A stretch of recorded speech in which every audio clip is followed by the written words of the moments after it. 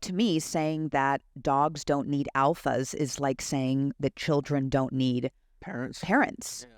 And that archetypal, the alpha male, alpha female roles that are so crucial in order for the collective to be successful and survive. And I understand why a lot of people have an adverse negative reaction to this idea of, oh my gosh, I have to be the alpha to my dog. I have to be aggressive and dominating and controlling, and I have to enforce my will and show up in such a way that is really a false sense of respect. Isn't that a bit of a misunderstanding of the alpha, though? It completely is. Yeah. Right. So that's the woundedness that comes in there. Yeah.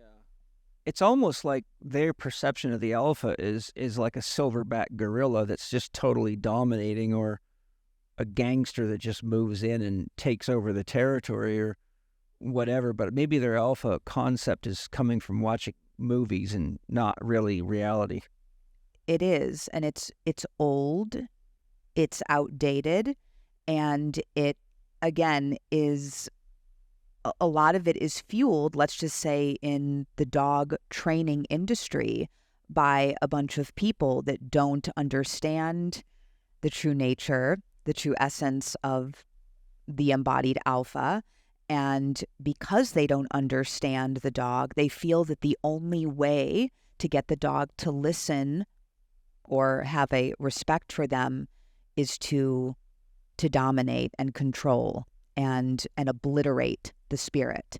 And you see this across the board. It's rampant in the dog training industry. Mm-hmm. So when you say obliterate the spirit, you mean, it sounds to me like you mean like what happens in prison camps where the prison guards will just beat somebody into submission, so there's no attempt to try to escape or to be hard to handle. Right. There's no room for understanding, willing cooperation, clear communication. It's right. It's a wounding that exists within the abuser, right? So the way that the alpha is painted is really an abusive personality. It's abusive tactics, and nobody is being liberated in that situation. Nobody's learning and growing and expanding. They're being shut down,